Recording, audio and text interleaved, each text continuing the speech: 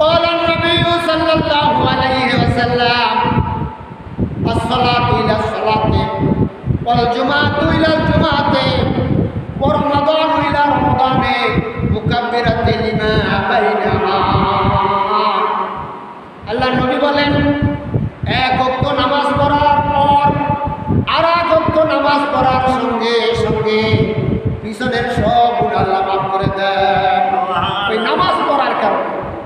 অর্থাৎ ফজরের নামাজ পড়েছেন, জোহরের নামাজ পড়তে এসেছে, এই জোহর থেকে ফজর থেকে জোহর পর্যন্ত যত গুনাহ হয়েছে নামাজের মাধ্যমে আল্লাহ তাআলা মাফ করে দিয়েছে। আবার জোহরের নামাজ থেকে আসরের নামাজ পর্যন্ত যে গুনাহ করেছেন এই নামাজের বিনিময়ে আল্লাহ রাব্বুল আলামিন মাফ করে দেন। আবার আসরের নামাজ থেকে মাগরিব পর্যন্ত যে গুনাহ করেছেন ওই নামাজের কারণে আল্লাহ তাআলা মাফ করে দেন।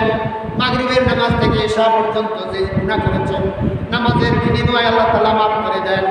ইশা থেকে লম্বা টাইম ফজর পর্যন্ত যত গুনাহ করেছেন ওই গুনাহ আল্লাহ তাআলা এই নামাজের মাধ্যমে মাফ করে দেন। তাই নবী বলেছেন আসসালাতু ইলা সালাতি ওয়াল জুমাআতু ইলা জুমাআতি, এক জুমা নামাজ পড়ার পর আর এক জুমা পর্যন্ত যত গুনাহ হয়েছে এই জুমার নামাজ পড়ার কারণে আপনার এই এক সপ্তাহ গুনাহ আল্লাহ তাআলা মাফ করে দেন। সহিহ হাদিস। এক জুমার থেকে আর এক জুমা পর্যন্ত কত গুনাহ হয় না? মানুষ মাত্রই তো গুনাহ। আল্লাহ নবীকে আল্লাহ তাআলা বলেন, হাবিব আপনাকে আমি এমন জুমার নামাজ দিলাম যে এই জুমার নামাজ অন্য কোনো নবীদেরকে আমি দেই নাই, আপনাকে আমি জুমার নামাজ দিয়েছি।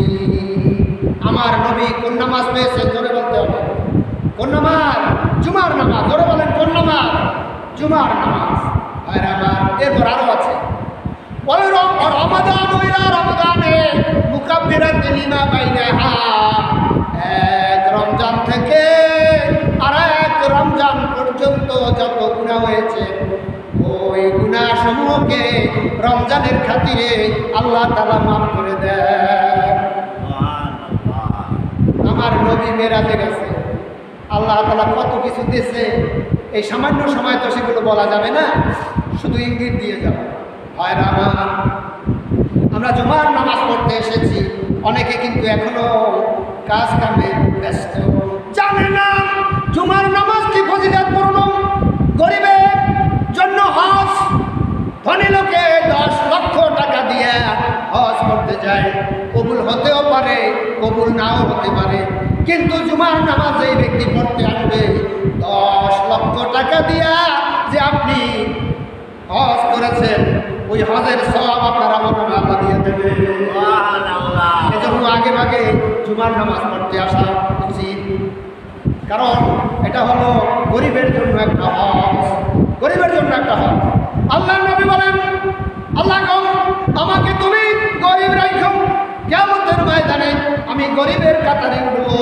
যেহেতু গরিব লোক 500 বছর আগে জান্নাতে চলে যাবে, তাদের হিসাব দিতে